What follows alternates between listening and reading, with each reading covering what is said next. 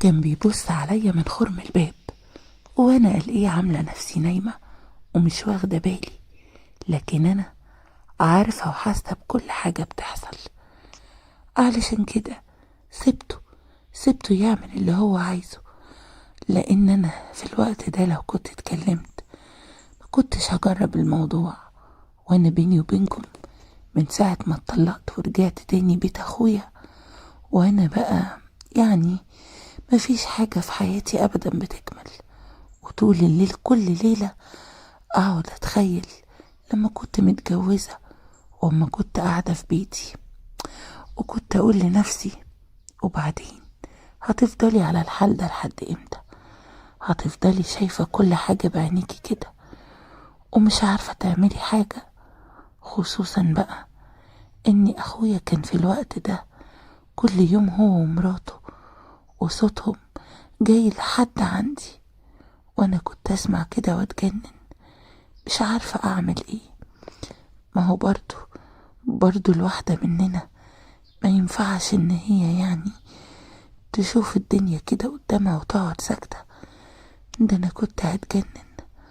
لو كنتوا تعرفوا اللي انا كنت بسمعه، لدرجة ان انا في يوم من الايام اتسنطت عليهم. خرجت كده بالراحة من اوضتي ومشيت بهدوء لحد ما وصلت لباب اوضتهم، وهو كان شغال الله ينور. بصيت عليهم من خرم الباب وشفت كل حاجة بعناية.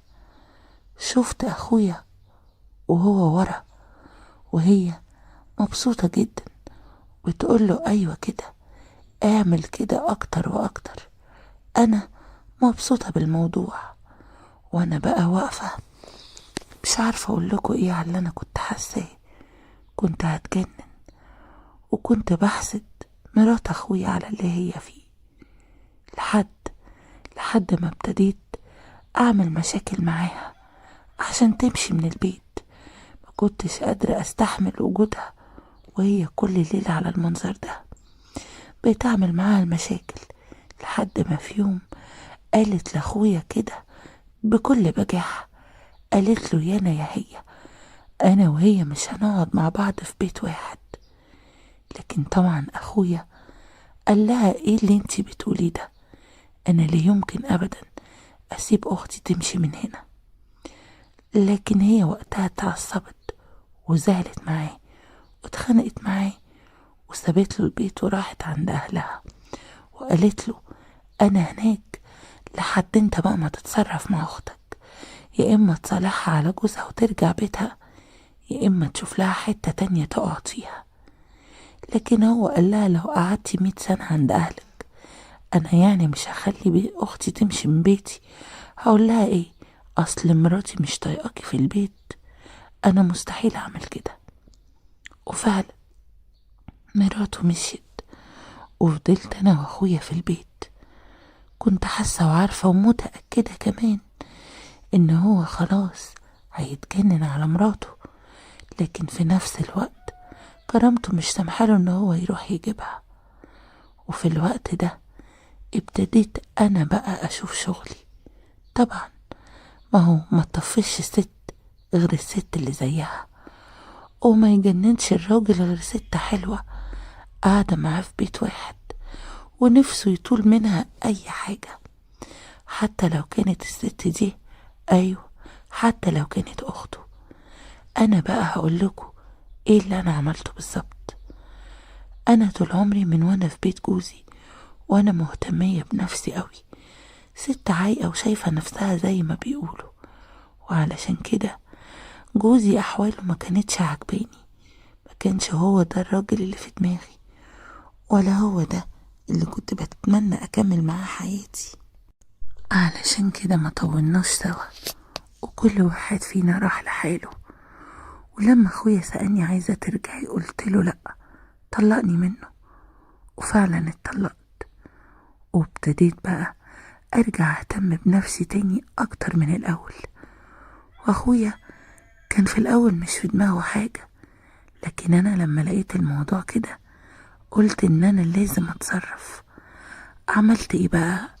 بقيت اجيب الافلام واقعد اسمعها قريب منه أسمع بصوت عالي وهو يقعد يتصنت عليا، وأول ما أشوفه أعمل نفسي إن أنا اتفاجئت بيه وأقفل التليفون بتاعي بسرعة، وهو يسألني بفضول: انتي كنتي بتتفرجي على ايه؟ أقول له: أبدا، كنت بتفرج على المسلسل. وفضلنا على الحال ده كده، وهو كان خلاص هيتجنن، مش عارف يجيبها لي ازاي، ولا عارف حتى ان هو يصارحني، ولا عارف يقولي ان انا شفتك وانتي بتتكلمي، او شفتك وانتي بتتفرجي، او شفتك وانتي بتعملي اي حاجة. ايوه، اصلا انا كان ساعات اعمل نفسي ان انا بتكلم في التليفون مع اي واحدة من صحباتي، واحكي لها قد ايه انا مفتقدة الموضوع ده، وان العلاقة دي طلعت مهمة جدا، وان انا من ساعة ما جيت هنا وانا مش على بعضي. واقول كمان في المكالمة: ربنا يكون في عون اخويا، هو ازاي عارف يعيش كده بعد مراته ما مشيت وسابت له البيت؟ ده انا لو مكانه كنت اتجننت. تعرفي ده لو مش اخويا كنت هعمل وهسوي. وطبعا انا عارفة ومتأكدة ان هو واقف وبيسمع كل الكلام اللي انا قلته. وفضل الحال على كده لحد ما انا عملت اللي انا عايزاه. ايوه، في يوم من الايام واحنا قاعدين سوا، بصراحة كده قعدت اقول له ان انت امور قوي، وان انت حلو، وان ازاي مراتك مش حاسة بقيمتك، وازاي هي بعيدة عنك كده. كان يقول لي: هعمل لها ايه؟ كنت اقول له: يعني ايه تعمل لها ايه؟ ده انا لو مكانها مش عارفة اقولك، ده انا ما كنتش اسيبك ابدا. وفضل الحال ده على كده لحد ما هو في يوم دخل الأوضة عندي وانا كنت قاعدة. قال لي: بتعملي ايه؟ قلت له: ولا حاجة. لكن هو في الوقت ده اعترف لي. ايوه، قال لي على كل اللي هو سمعه قبل كده. وقتها انا عملت نفسي ان انا اتلخبطت، وقلت له: انت بتصنت عليا؟ قال لي: ده كان من غير قصدي، انا كنت ماشي جنب باب الأوضة وسمعتك وانتي بتتكلمي، وبصراحة كنت واقف اسمعك عشان اطمن عليكي، لكن اتفاجئت ان انتي بتتكلمي في حاجات مش عارف اقولك ايه. قلت له: يعني ايه مش عارف؟ قول قول كل اللي انت عايزه ونفسك فيه. قال لي: بصراحة كده انا كمان اتمنيت الموضوع ده واكتر. قلت له: انت بتقول ايه؟ انت بتتكلم جد؟ قال لي: طبعا بتكلم جد، هو الموضوع ده فيه هزار؟ قلت له: طيب ومراتك؟ قال لي: مالها؟ مش هي اللي اختارت ان كل واحد فينا يروح لحاله، وانا بستخسر قوي اللي انتي بتقولي ده يبقى لحد غيري. وبصراحة كده انتي يعني ست الستات كلهم. هي قلتي ايه؟ قلت له: قلت ايه في ايه؟ قال لي: نجرب، مش هنخسر اي حاجة. بصراحة لما قال لي الموضوع في الاول اتخدت شوية، ما كنتش عارفة هل اللي انا بعمله ده صح ولا غلط، ويا ترى انا لو عملت كده الموضوع هيبقى ماشي ازاي، هنعمل ايه يعني. بصيت له وكنت محتارة قوي، ومش عارفة افكر كويس. حسيت ان انا فعلا محتاجة اعمل الموضوع ده، خصوصا لما بصلي وقال لي: بصراحة انتي الرمان عندك بقى خلاص استوى ومحتاج يتاكل، ولا البطيخة حمرا وجميلة. قلت له: ايه اللي انت بتقوله ده؟ قال لي: في ايه؟ انتي يعني مش عايزاني اتكلم ولا ايه؟ قلت له: لا، عايزك تتكلم. لكن قال لي: ملكنش. وفضل كده معايا وابتدى يتكلم في حاجات كتير، حاجات انا ما كنتش عاملة حسابها. وانا في الاول كنت برد عليه في الكلام، لكن بعد شوية ابتديت احس ان انا بروح في دنيا غير الدنيا. اصل هو ما اكتفاش بالكلام، ده بقى بيعمل حاجات كتير قوي، حاجات حتى جوزي معرفش ولا فاهم ان هو يعملها، حاجات غريبة عليا. وانا كنت بصراحة مبسوطة قوي. اول مرة احس ان انا فعلا ست، احس ان انا بيتعمل معايا حاجات انا فعلا عايزاها تتعمل ومش عايزاها تخلص. وكل ما كان الموضوع يقرب ينتهي اعمل انا اي حاجة بحيث ان الموضوع يطول شوية. اصل هعمل ايه؟ لدرجة ان احنا اليوم ده قعدنا يجي ساعة واكتر واحنا مش حاسين بالوقت، وكل شوية الموضوع يتكرر في حتة شكل، وبقينا عاملين زي العرايس الجداد، الموضوع جديد عليهم وحلو وهم مستحليينه. ولما سألته انت ازاي كده؟ انت المفروض يعني كنت متجوز، يعني زهقان. قال لي بالعكس، بصراحة كده انت غير، انت مختلفة وكل حاجة بتعمليها مختلفة. بصيت له كده، قال لي مالك بتبصيلي كده ليه؟ قلت له شوية وهتزهق. قال لي بالعكس، كل حاجة هتجنني، كل حاجة معاكي عجباني. وبعدين انتي ليه بتقولي كده؟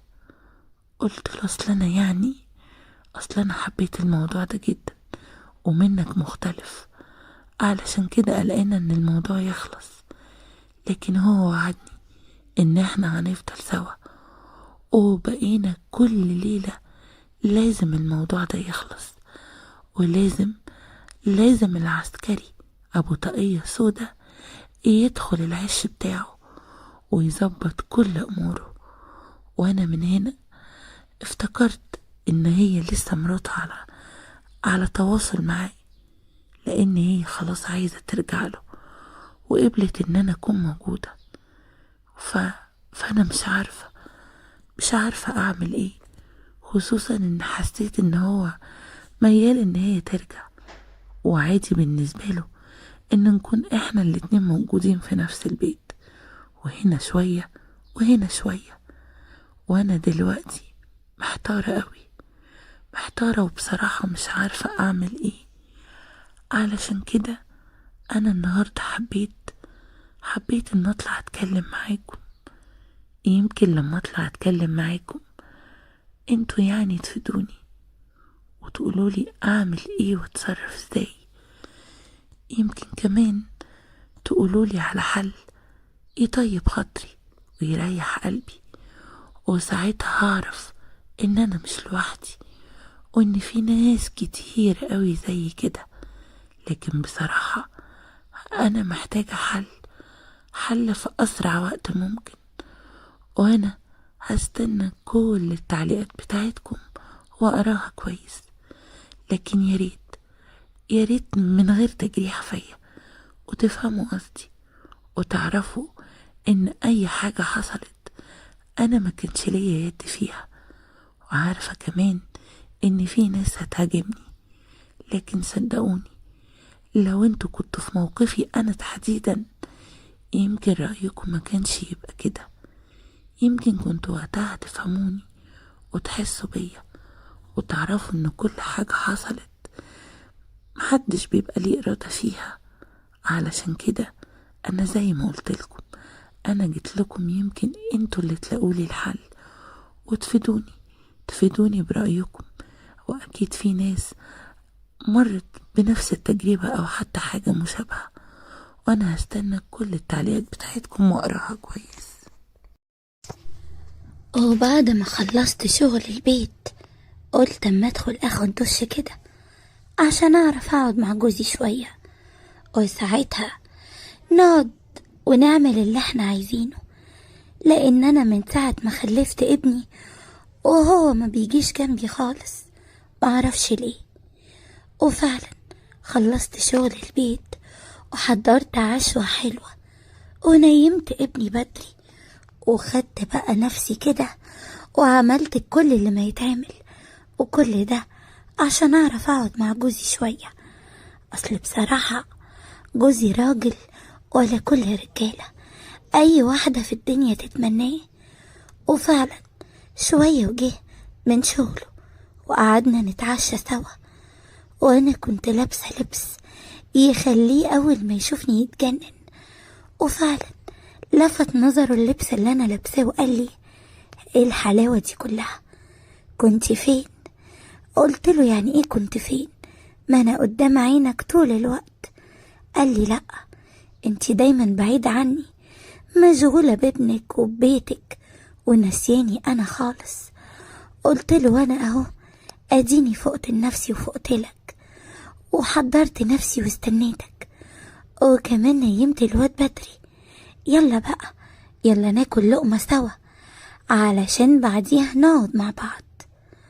وقعدنا نتعشى سوا، وفجأة الباب خبط، وانا ما كنتش عارفة مين اللي جاي في الوقت ده.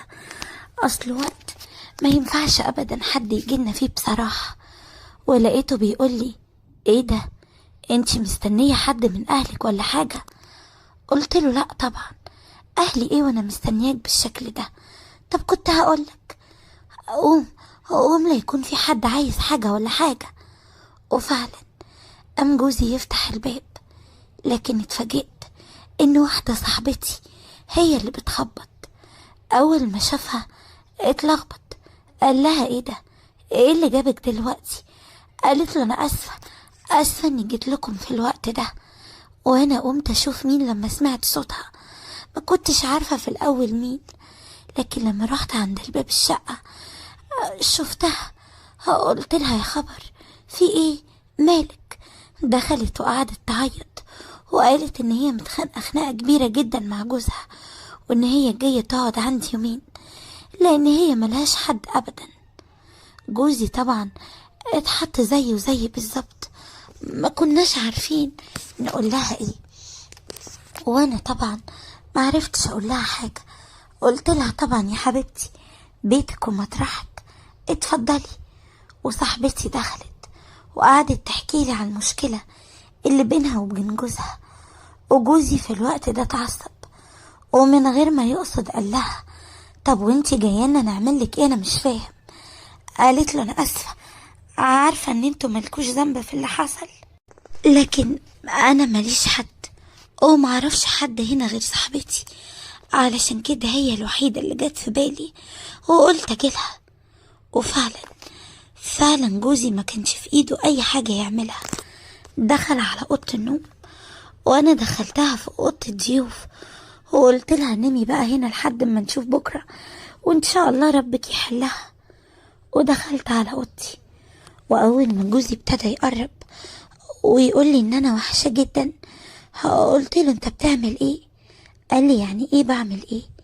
انتي مراتي وبقالك ياما بعيدة عني، هعمل ايه تفتكري؟ قلت له: لا، مش هينفع. قال لي: هو ايه ده اللي مش هينفع؟ ليه ان شاء الله؟ قلت له: صوتنا هيبقى عالي، وانت ما بتسترش مجالك وبتحب تقول حاجات كده والفاظ، وانا صاحبتي هنا وممكن تسمع. قال لي: ما تسمع.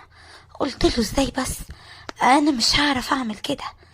وفضل يحاول كتير، لكن انا في الاخر برضو رفضت. طب انتوا قولولي والنبي، انا كنت اعمل كده ازاي وصاحبتي عندنا؟ ما كانش ينفع. وبعدين غير ان جوزي كمان صوته عالي، انا مش بسكت، وقاعدتي بتبقى جايبه اخر الدنيا. فازاي بقى، ازاي ده كله يحصل؟ علشان كده هو زعل مني. وتاني يوم قال لي: لا، النهارده بقى كوم، والموضوع ده كوم. وانا معرفتش ارفض المرة دي، اصل هو كان بقاله كتير قوي قوي مفيش حاجة حصلت، وده راجل برضو، يعني مش هقدر احوش نفسي اكتر من كده. وافقته، والليلة دي زي ما يكون كان عامل بالعند. الموضوع طول قوي، صوتي كان عالي قوي قوي قوي. وهو كمان كان عمال يعمل حاجات يا خرابي عليه ومنه ومن حركاته. وطبعا صاحبتي سمعت كل حاجة. وبعد ما خلص الموضوع قمت عشان اخد دش، ويا دوبك بفتح باب الأوضة لقيت صاحبتي في وشي. اتلخبطت وقالت لي ان هي كانت قايمة تشرب، لكن انا كنت متأكدة كده 1,000,000% ان اكيد هي سمعت حاجة. اصل بصراحة انا زي ما قلت لكم صوتي كان عالي، وهو كان بيعمل حاجات بصراحة فظيعة قوي. مفيش ست تعرف تعدي الموضوع كده ابدا. المهم ان انا فضلت شاكة ان صاحبتي تعرف حاجة، وفضلت كل ما اشوفها افضل ابصلها، وهي برضو كل ما تشوفني زي ما يكون بتتكسف تبصلي، خصوصا من بعد ما انا شفتها وخبطت فيها وانا خارجة من باب اوضتي اليوم اللي حصل فيه اللي حصل. وفي يوم وجوزي في الشغل وانا وهي قاعدين، قلت لها انا عايزة اتكلم معاكي. قالت لي وماله، اتكلمي يا حبيبتي. قلت لها بصراحة كده، انتي سمعتي حاجة الليلة اياها؟ قالت لي ها. قلت لها بقولك ايه، من غير لف ولا دوران قوليلي، وانا يعني لو انتي سمعتي حاجة ايه المشكلة؟ ما هو جوزي، بس انا عايزة اعرف. قالت لي بصراحة. قلت لها ايوه، وانا احب الصراحة. قالت لي ايوه انا سمعت، وغصبا عني وقفت على باب الأوضة اسمع. اصل انا بصراحة خلافي مع جوزي بسبب الموضوع ده. جوزي مالوش خالص في الموضوع دوت، وانا كل ليلة افضل اتحايل عليه وهو ولا هو هنا، لدرجة ان انا حجزت له عند دكتور علشان يروح ويكشف ويعرف المشكلة جاية منين وايه سببها. وعلشان كده اتخانق معايا. اول ما عرف اتعصب وقال لي انت عايزة تثبتي ان انا يعني مش راجل؟ لا، انا بقى هوريكي هعمل فيكي ايه. ويعني حصل بينا اللي حصل، وعلشان كده انا سبتله البيت وجيتلك. انما جوزك ما شاء الله عليه، ايه يا اختي ده؟ قلت لها اعمل ايه بس؟ طب تصدقي ده انا بفكر اتجوزه، وانا كنت فعلا بفكر في كده. اصلي يعني ما تستغربوش ان واحدة هي اللي عايزة تجوز جوزها بايديها.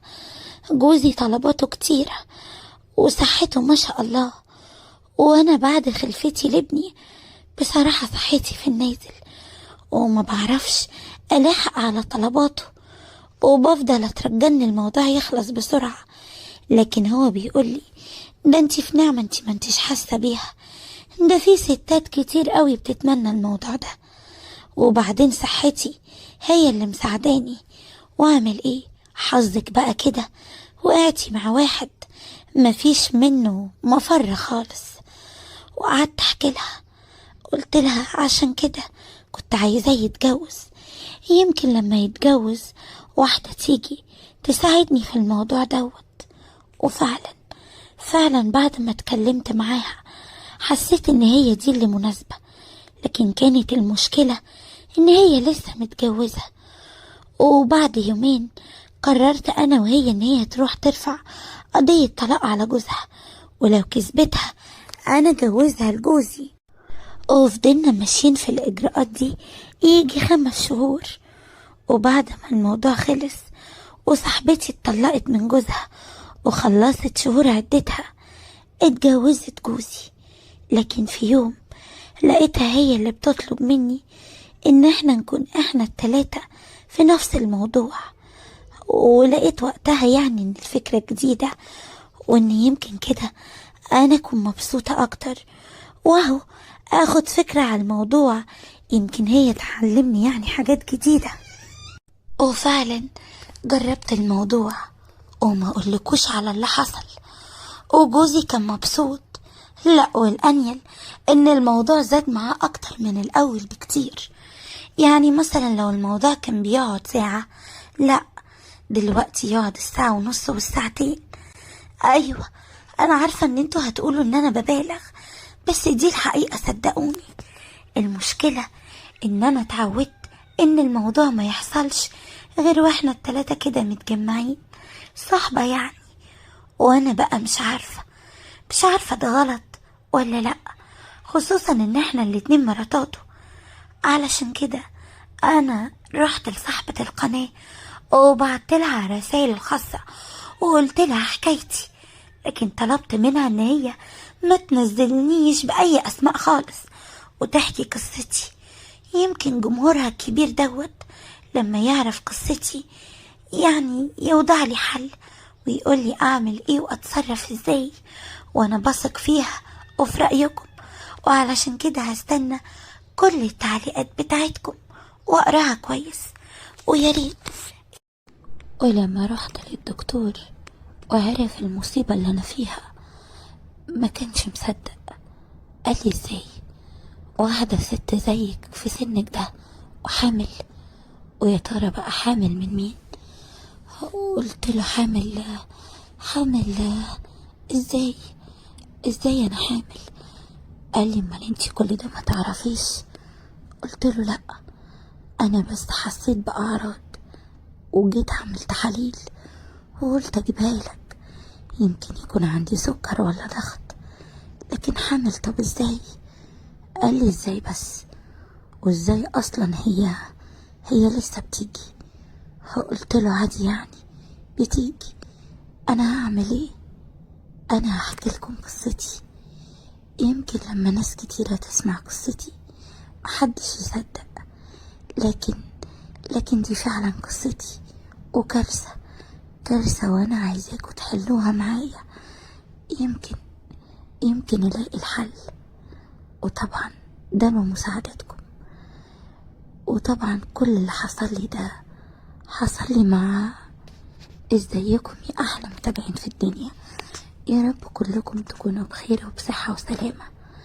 قصتنا النهاردة قصة غريبة، وانا بصراحة مش عارفة هبدأها منين، لكن لازم تعرفوا القصة ونحاول في اسرع وقت اننا نحلها لصاحبتها ونشوف ايه المشكلة.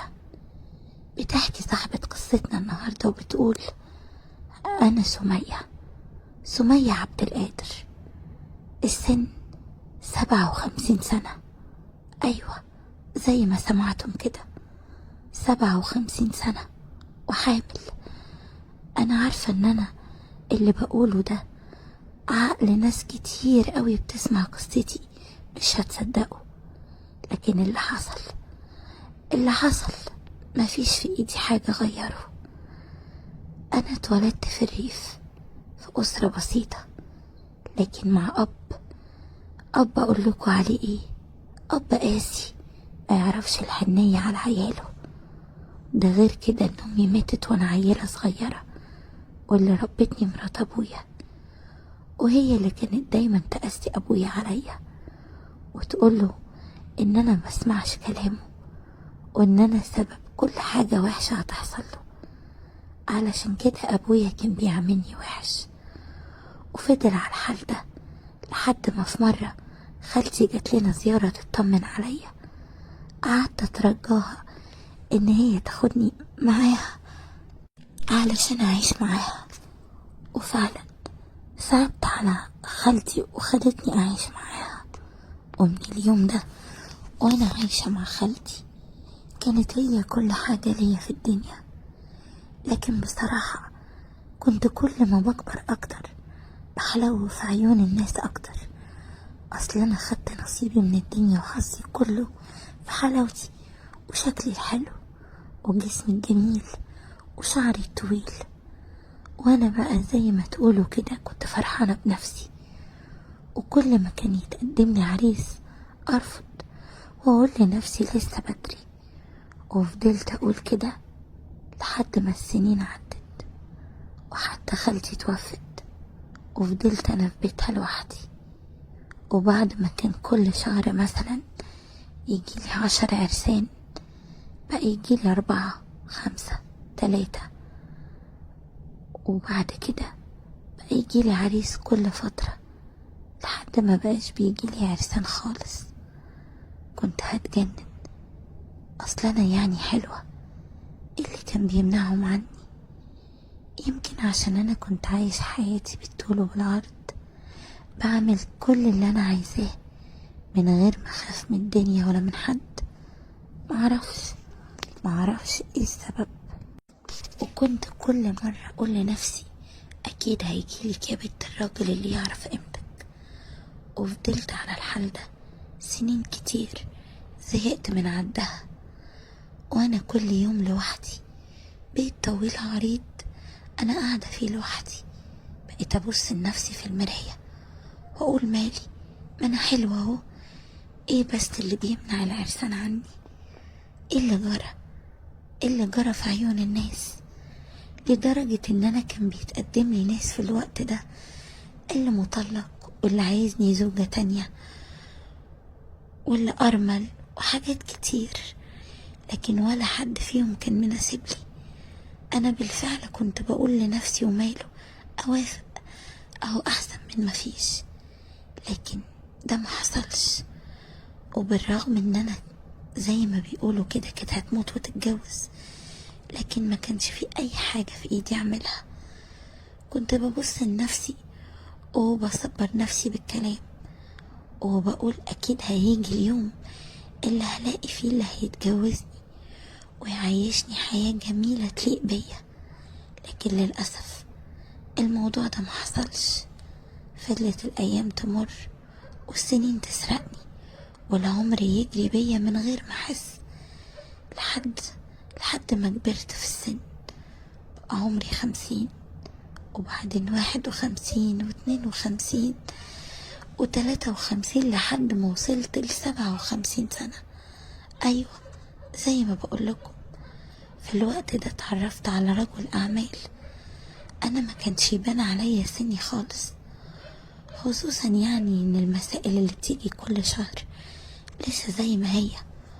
وطبعا الستات سيد العارفين، عارفين طول ما المسائل دي بتيجي كل شهر الست بتفضل حلوة وماسكة نفسها كده.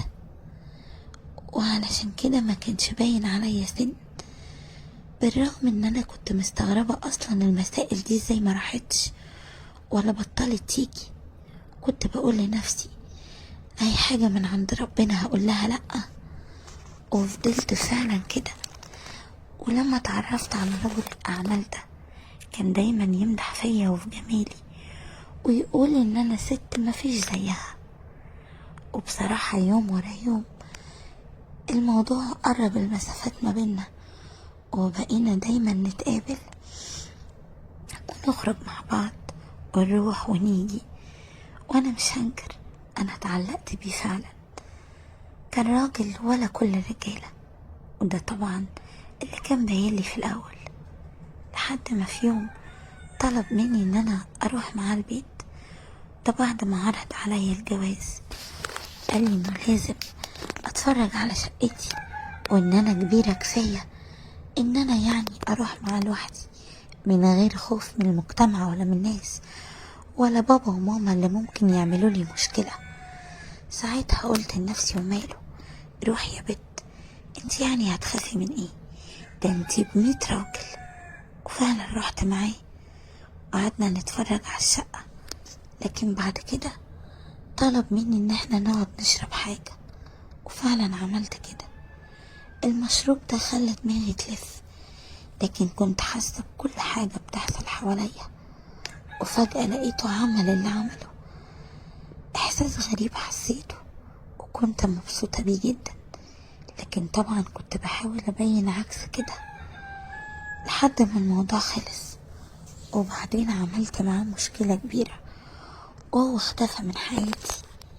لكن كنت انا في الوقت ده اصبحت مش بنت، علشان كده قررت ان انا اروح له. لكن لما رحت اسأل عليه في نفس الشقة دي، عرفت ان الشقة دي كانت ايجار، وان هو اختفى خالص. والبواب قال لي ان اللي كان ساكن في الشقة دي واخدها ايجار سافر من البلد كلها. في الوقت ده اتجننت، بس رجعت وقلت لنفسي ما انا اكيد مش هتجوز، ومستحيل حد يعرف اللي حصل. وعرفت كمان ان اسمه ده ما كانش حقيقي، وان اكتشفت ان انا معرفش حتى اسمه. لكن بعد فترة ابتديت احس بتعب، ولما روحت للدكتور طلب مني اعمل شوية تحاليل واشعاعات واجيبها له عشان يطمن، وده بحكم السن. وهنا كانت الكارثة. هو لقيت الدكتور بيقولي ان انا حامل، لكن كان مستغرب ازاي وانا في السن ده. وانا وقتها حسيت الدنيا كلها بتلف بيا. ازاي انا حامل. طب ازاي وده يحصل ازاي اصلا وانا في السن ده؟ لكن لما عرف ظروفي الدكتور وان المسائل دي لسه بتيجي، قال لي ربنا ليه حكمة في كده، ويمكن الطفل ده يجيلك عشان يكون سندك في الحياة. لكن المشكلة ازاي هقول له ابوه مين، هيوجه الناس ازاي؟ علشان كده انا جيت لكم ووثقت فيكم وفي صاحبة القناة، وجيت لكم حكيت لكم قصتي، وانتوا تفيدوني وتقولولي اعمل ايه واتصرف ازاي. وطبعا من غير تجريح يا ريت، وعارفة اني غلطت وان استاهل اكتر من كده كمان، لكن صدقوني الموضوع كله جه من غير قصد. وانا لو كنت اعرف ان هو ناوي يعمل كده كنتش ابدا هحط نفسي في الموقف ده، ولا هحط نفسي ان انا اجي وحدي كده. لكن صدقوني ده مش بايديا، هو ده اللي حصل.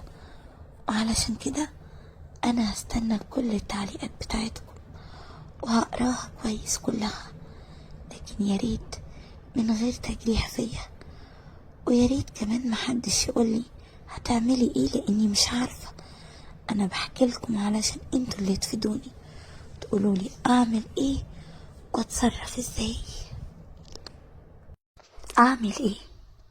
انا ما بقتش قادرة استغنى عن الحاجات دي، بحبها وبموت فيها، ست كده.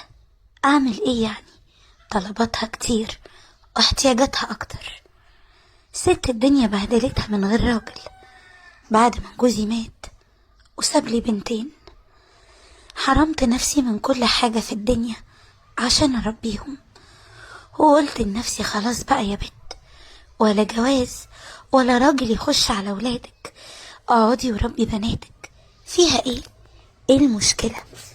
ايه يعني اللي هيحصل؟ اي نعم انا كلام الناس كان كتير عليا، وبالرغم ان انا كنت فعلا في احتياج راجل في حياتي على الاقل عشاني انا، لكن كنت بقول لنفسي لا، انا مش هعمل كده. وضغطت على نفسي، ضغطت على نفسي بكل معنى الكلمة، واستحملت كتير كتير قوي علشان ولادي. لكن في الاخر لقيت نفسي في احتياجي للموضوع ده قوي، علشان كده ما لقيتش قدامي غيره. وده اللي خلى كل الموازين تتغير. وفي الاول اهلا بيكم يا حبايب قلبي، يا رب كلكم تكونوا بخير وبألف صحة يا رب. قصتنا النهاردة قصة غريبة قوي، وعلشان كده لازم تسمعوها وتقولوا لي رأيكم. يا ترى المشكلة عند مين؟ عند صاحبة القصة، ولا المشكلة في الظروف اللي اتحطت فيها صاحبة القصة؟ هنسمعها وانتوا احكموا بنفسكم. لكن في الأول عايزاكم تعملوا لايك للفيديو واشتراك في القناة لو لسه ما اشتركتش، وتنزلوا بسرعة تفعلوا زر الجرس اللي تحت ده. ايوه يا حلوين، هو ده، علشان يجيلكم كل حاجات جديدة بتنزل عندي على القناة، ويجيلكم انذار وتحديث بيها. يلا بسرعة، مستنيين ايه؟ انا هستناكم، وعايزاكم النهاردة تقولوا لصاحبة القصة في التعليقات تعمل ايه في المصيبة اللي هي فيها. ودلوقتي يلا بينا نسمع قصة النهاردة. انا سحر، في الوقت اللي بحكي لكم قصتي فيه ده كان عندي 47 سنة. لكن انت للوهلة الاولى كده ما تشوفني وما تبقاش عارفني، يا دوبك تديني 35 سنة بالكتير. لكن بناتي هما اللي كبروني، اصل بناتي بقى عرايس دلوقتي. وعرايس ايه؟ ما انا فعلا عندي بنت متجوزة. والمشكلة ان انا عملت حاجة هي غلط اكيد، لكن انا ما كنتش فاكرة ان الموضوع ممكن يكبر بالشكل ده، او ممكن حتى يوصل للشكل ده. هحكي لكم قصتي من اول ما اتجوزت لحد دلوقتي. انا اتجوزت، جوزي كان سواق، وبصراحة عشت معاه الهنا كله والفرح، وكنت بتمنى له الرضا يرضاه، وهو كمان كان سيد الرجالة. وكان ونعم الرجالة، وكان بجد بيعرف يساعدني بكل الطرق اللي ممكنة. حتى يعني موضوع العلاقة ده بصراحة ما شفتش في حياتي راجل زيه. كان بيعرف انا عايزة ايه من قبل حتى ما اطلب، واحنا في عز الموضوع كان بيبقى عارف ايه اللي ناقصني ويعمله. ويمكن لما مات في حادثة الموضوع عمل لي صدمة كبيرة. اصلي ما كنتش مصدقة ان جوزي مات وسابني وانا عايشة كده لوحدي. كان الموضوع صعب عليا، لكن ما كنتش عارفة اعمل ايه. كان سايب لي بناتي، واحدة فيهم كان عندها 4 سنين والتانية 6 سنين ونص. قلت لنفسي انا مستحيل اتجوز، بالرغم ان اهلي كانوا معترضين لان انا كنت صغيرة قوي. علشان كده كانوا بيطلبوا مني ان انا اتجوز، لكن انا كنت بسمع اللي بيحصل في الدنيا. كنت اقول يا خبر بقى انا اتجوز وحد يجي يعمل في بناتي كده؟ ده لا ممكن ابدا، انا مستحيل اعمل كده في بناتي. علشان كده رفضت الموضوع ده خالص، وقفلت موضوع الجواز ده ومحدش كان بيفتحني فيه، لان دي كانت رغبتي وكان طلبي ان الموضوع ده يتقفل ومحدش يكلمني فيه ابدا. وكل اهلي احترموا رغبتي دي، وفعلا الموضوع اتقفل. وفضلت انا اربي بناتي واشتغل على معاش ابوهم عشان اقدر اربيهم كويس وادخلهم احسن مدارس من غير ما واحدة فيهم تشتغل ولا تتبهدل.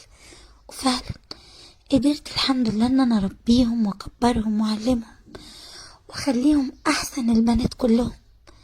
لكن في نفس الوقت لما كان يجي عليا الليل وادخل اوضتي وافضل ابص لنفسي في المراية بالاشرب اللي انا طول النهار حطاه على راسي، اشيل الاشرب وافرد شعري الطويل والبس لي حاجة كده تليق بسني، ابص لنفسي وافتكر جوزي وافتكر كل اللي كان بيحصل بالتفصيل، واقعد اقول لنفسي ياه كبرتي قبل اوانك يا سحر.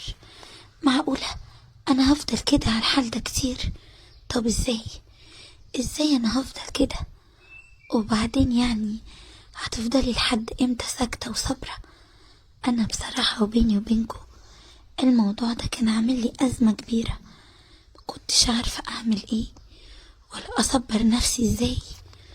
كل يوم اعيش نفس المعاناة دي وافضل على سريري كده لحد ما عيني تروح في النوم، وما كنتش عارفة انا هفضل كده لحد امتى. وفضلت الايام تمر لحد ما بناتي كبروا وخلصوا تعليم كمان، وكانوا قاعدين مستنين بقى نصيبهم، مستنين العريس. وفعلا تمر الايام وبنت من بناتي جالها عريس، وتصادف ان اللي جالها عريس كانت الصغيرة، لكن الكبيرة ما كانش لسه جالها حد وانا كنت رافضة. لكن بنتي الكبيرة قالت لي يا ماما ده نصيب، انا بصراحة عايزاكي توافقي. وفعلا وافقت مبدئيا، وجه العريس هو واهله لبنتي وخطبوها. والعريس ده كان جاهز وقال لبنتي ان هو مش عايز الخطوبة تطول، وانا وافقت لاني كنت مجهزاهم وجايبه لهم كل احتياجاتهم. وفعلا جوزت بنتي في اقل من 4 شهور. لكن بعد الجواز ابتدت المشاكل تزيد عند بنتي، يعني عروسة جديدة ومش فاهمة اي حاجة في الجواز، خصوصا ان انا ما كنتش معرفاهم اي حاجة. انا كنت قافلة عليهم قوي من خوفي من الدنيا وغدرها. وعلشان كده جوزها بعتلي وقال لي ان هو عايزني ضروري. ما كنتش عارفة ايه الموضوع، لكن لما رحت عرفت ولقيته بيكلمني بمنتهى الصراحة وحتى من غير ما يتكسف مني، وقال لي يا حماتي كان المفروض تعلمي بنتك ايه معنى الجواز، وبنتك مش فاهمة اي حاجة ورافضة ان انا اجي جنبها، وانا راجل والراجل له حقوق، وبنتك لحد دلوقتي لسه بنت.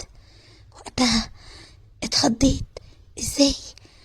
خدت بنتي ودخلت اوضتها وقعدت اتكلم معاها، لكن لقيت بنتي رافضة الموضوع خالص. علشان كده كلمت بنتي التانية وقلت لها تروح عند خالتها، وان انا هقعد مع اختها كام يوم عشان هي تعبانة شوية. طبعا بنتي اتخضت على اختها، قالت لي ازاي يا ماما، انا لازم اجي اطمن على اختي. قلت لها اسمعي كلامي، وانا بناتي كانوا بيسمعوا كلامي. قلت لها اسمعي كلامي وروحي عند خالتك، ولما انا اقولك تعالي تبقي تيجي. فعلا سمعت كلامي وراحت عند خالتها، وقعدت انا مع بنتي. في الاول كنت بحاول اخليها تلبس حاجة كده ولا كده لجوزها، تتعلم تتكلم ازاي تعمل ايه، لكن لقيتها في يوم بتقولي انا اتفقت مع جوزي ان انت يا ماما تبقي موجودة معايا وتعلميني. قلت لها اعلمك؟ ايه اللي انت بتقوليه ده؟ قالت لي ده شرطي الوحيد، يا كده يا اما يطلقني. وقتها قلت لنفسي هيطلقها والناس هتقول ايه؟ وبعدين بيني وبينكم كان اي حاجة هيقولها الناس هتصدقها، ده طول بعرض، ممكن يقولوا شاف عليها ايه ولا عارف عنها ايه. وغصب عني بضعفي وبعقلي الصغير وقتها وافقت، ولقيت نفسي بعمل الموضوع ده وبنتي قاعدة. ايوه قاعدة وشايفة كل اللي بيحصل، وبدل ما كانت مرة بقت مرة واتنين وتلاتة، لدرجة ان بنتي كل ما يجي يحصل بينها وبين جوزها الموضوع ده تقولي يا ماما لازم تبقي موجودة. انا بتشجع لما بتبدأي انتي الاول. ومن ساعتها وابتدى الموضوع ده. لكن فجأة حسيت ان انا تعبانة شوية، ولما رحت عند الدكتور عرفت المصيبة الكبيرة، وهي ان انا حامل. وقتها رحت لبنتي وجوزها، وفي الوقت ده ما كانوش عارفين يعملوا ايه.